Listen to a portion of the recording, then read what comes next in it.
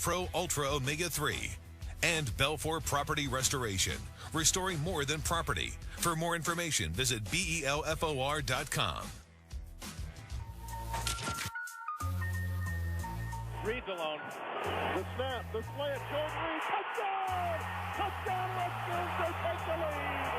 I cannot believe if you're Tampa Bay, you leave Jordan Reed alone with man-to-man coverage outside. Peachy again on another slant. Take the lead with 24 seconds to go. You like that? You like that? I love Fired Up, Kirk, and so does our guest, wide receiver for the Washington Redskins. In his 8th year in the NFL, in 2013, he broke the Redskins' all-time franchise record for receptions in a single season with 113 catches.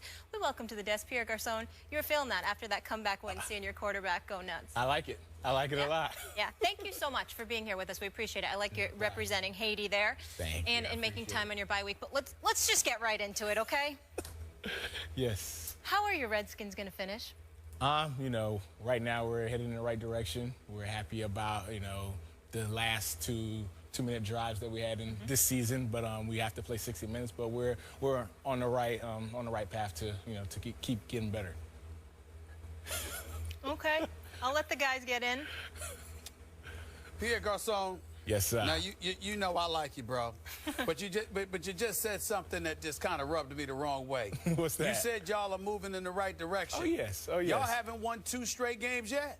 You know, we just gotta win the divisional games. We're trying to put back-to-back games, but that is something that we're working on. We definitely have to put, you know, back-to-back games to keep moving in the right directions. But we got our 2-minute drill down pack. We just have to play 60 minutes. Can you please tell me how confident you all are in Kirk Cousins? I mean, this is Kirk Cousins that we're talking about here. We know your coach believes in him.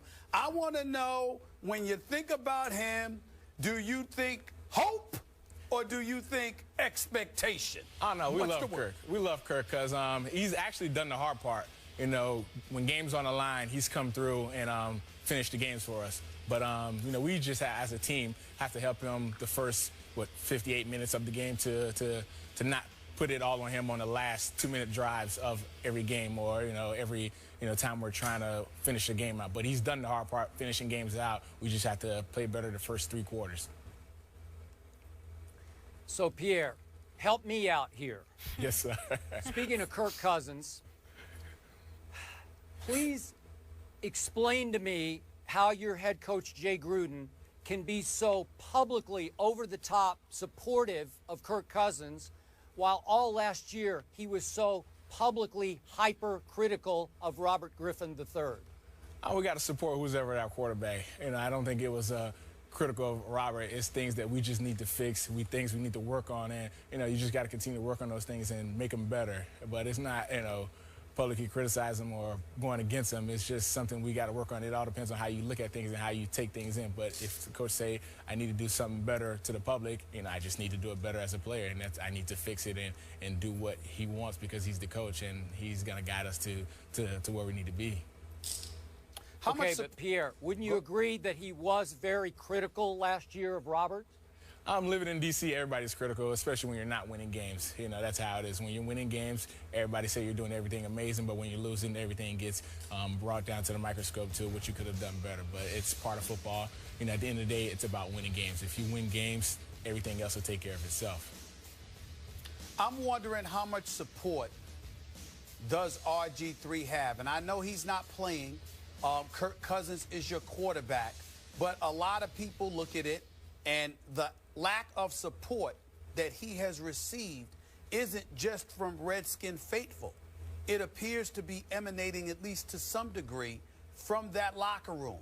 How legitimate is that? Because it's been talked about in D.C. and beyond the nation's capital as well, about teammates not supporting RG3. Talk to me about that. I wouldn't agree on that at all, because in the locker room, there's always players that goes through things. You always support your guys. There's one moment you're going to be up, one moment you're going to be down. You know, we're all trying to accomplish the same goal. Robert knows I support him. I support anybody that plays quarterback who's trying to get us the ball to accomplish the same goal, is to get the ball into the end zone and score touchdowns and get victories. We support whoever's on the field, because at any moment, anybody can be put in that position. So it's not anything against Robert. We support all our players on our team, because everybody's on the team for one goal, is to win. No matter if you're, the last man to get picked on the team or the first guy on the team, we're all after one goal, and everybody's equal once we're out there on the field on Sundays.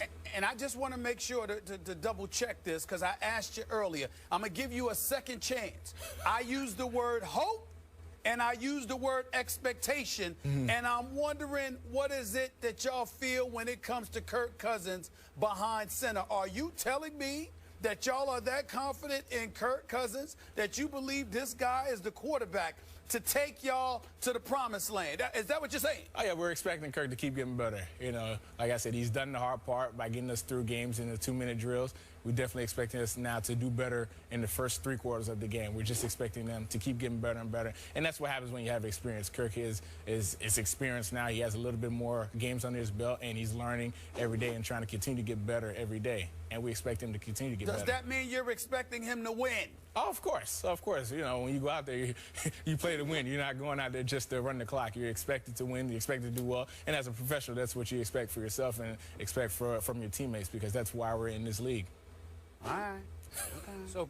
So Pierre. Yes, sir. If Kirk Cousins is going to actually get better and better, how much do you believe that Robert deserves a shot starting over with another team? Would you like to see that happen for his sake? It's hard to say if you want him to start over with another team. Robert, was the quarterback of the Redskins. He came into D.C.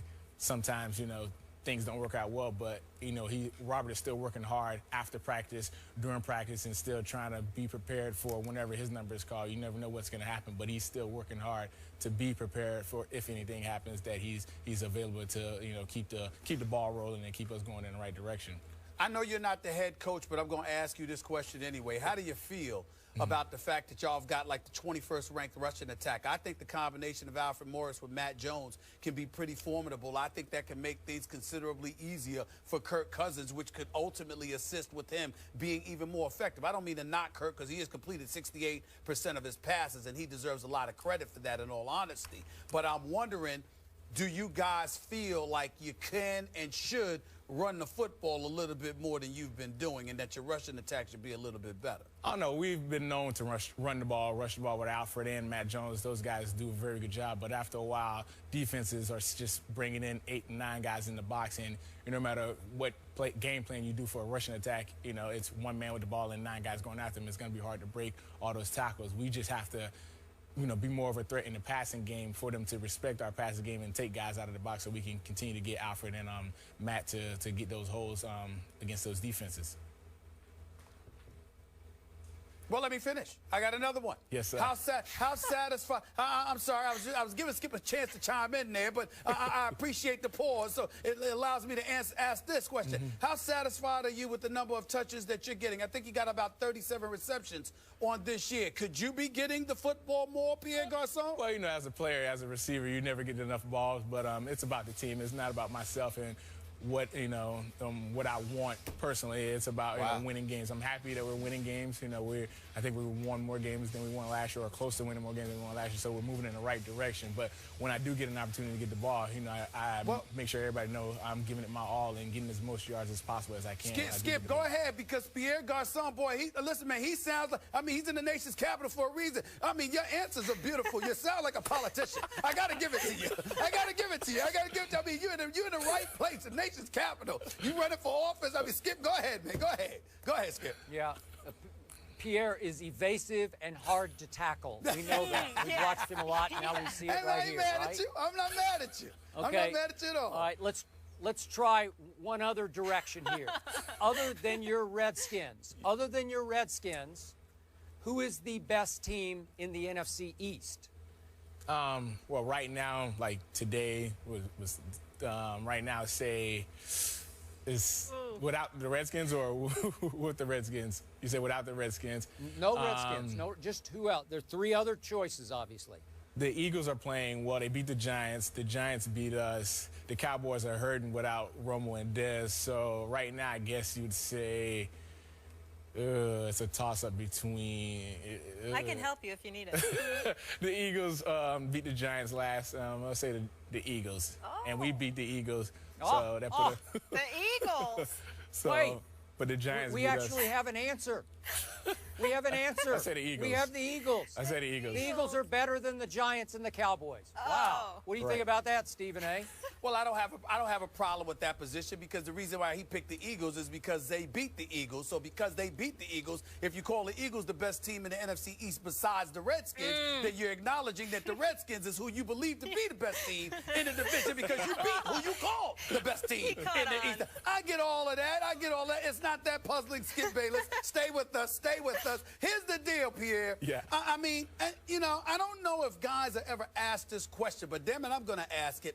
How happy are you, if at all, that a Romo, a Des Bryant is out? I'm certainly not accusing you or any other player of wishing injury upon another player. Please don't get me wrong. The question is basically a fun-filled question. I'm just wondering, when they're out, do you have any sympathy or any empathy for them because they're losing without two of their horses? Or do you sit there and say, that's their problem? I'm totally cool with it because it helps us. What's the attitude of the opposition in that regard? Like you say, you never want another player in the NFL to get hurt or play injured or, you know, to hurt their career. But Romo and Dez being out, you know, we have injuries too. But, you know, we're not happy that they're injured, but we're okay with them losing games and, you know, making it a little bit easier on us to win the division, to make a run at the playoff and keep moving forward. But we have injuries too that we're dealing with. Everybody has injuries, but it's part of the game. It's just how you respond to it and how your team